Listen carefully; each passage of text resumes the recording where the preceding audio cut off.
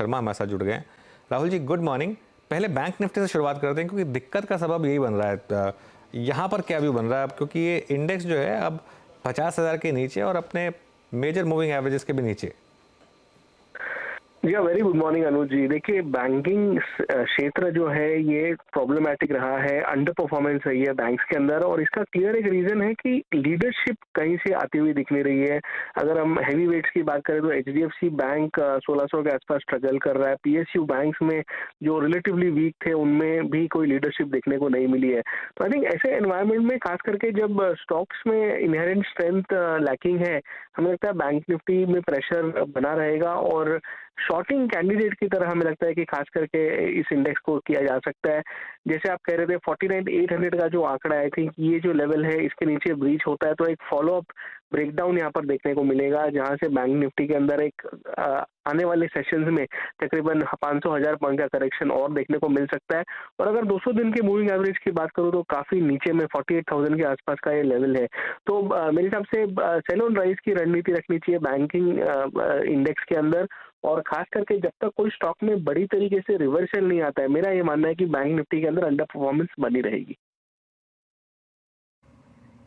अच्छा, banking stocks में मैं बैंकिंग जब अंडर परफॉर्मेंस एक्सपेक्ट कर रहे हैं, राहुल जी शॉर्टिंग कैंडिडेट्स कौन कौन से हैं इंडिविजुअल स्टॉक फ्यूचर्स? जी देखिए, सबसे पहले तो एचडीएफसी बैंक की हम बात करें, पिछले 15 सेशन से स्टॉक ने अपने 50 दिन के मूविंग एवरेज के पास कंसोलिडेशन दिया है। इसका जो ब्रेकडाउन है ये आता है 1588 स्पॉट लेवल के नीचे।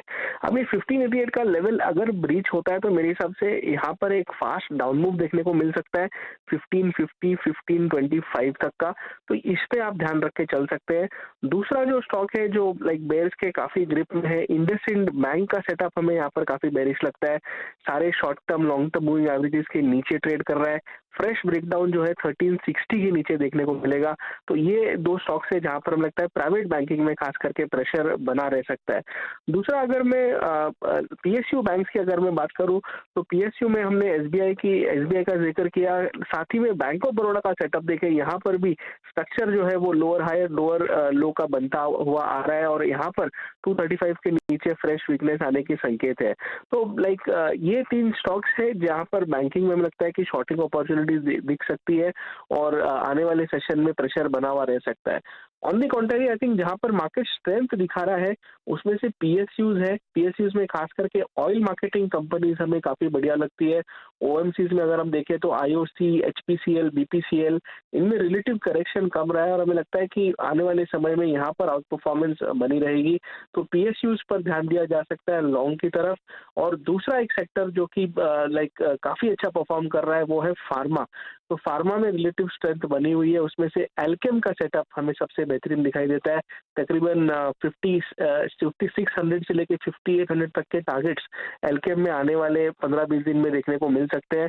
इस स्टॉक का रिजल्ट जरूर है 9 तारीख को, तो थोड़ा वोलेटिलिटी रहेगा रिजल्ट के आसपास, लेकिन टेक्निकल सेटअप तो यह इंडिकेट कर रहा है कि एक multi month multi week breakout Alkem में देखने को मिल सकता है और इसे अक्यूमुलेट करना चाहिए इन लेवल्स पर।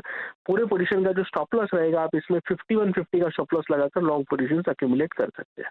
फाइनल सवाल, आईटी पर अब क्या व्यू बन रहा है, स्पेशली लार्ज कैप आईटी पर, इन्फोसिस को अगर इन पर्टिकुलर डिस्कस करें तो? जी हाँ, देखिए आईटी में अभी तक की जो हमने रैली देखी वो कैचअप रैली थी। पिछले 2 से 2.5 साल का जो अंडर परफॉर्मेंस था वो कैचअप होता हुआ दिखा। इन्फोसिस के अंदर मेरे हिसाब से ये जो डिप है बाइंग अपॉर्चुनिटी है, क्योंकि ओवरऑल स्ट्रक्चर आईटी का अभी भी बाय ऑन डिप का है। किसी तरीके से मेजर तरीके से डेंट नहीं हुआ आईटी का सेटअप। ये थोड़ी हेडविंड जरूर रहेंगी खास करके जो हिसाब से रिसेशन वगैरह की बात हो रही है, लेकिन हमारा ये मानना है कि जो रिसेशन के जो फियर्स है वो प्राइस्ड इन हो चुके हैं ये रिसेंट करेक्शन के बाद। और इंक्रीमेंटली हमें लगता है कि 2200 रुपए तक के लक्ष्य इन्फोसिस में आने वाले 6 महीने में देखने को मिल सकते हैं।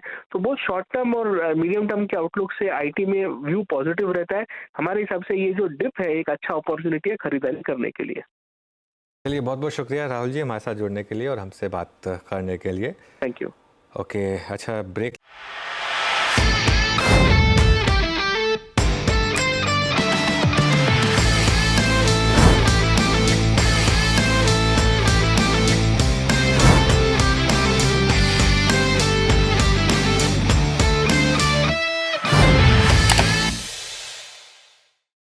बता दें कि मनी कंट्रोल पर दिए गए विचार एक्सपर्ट्स के अपने निजी विचार होते हैं।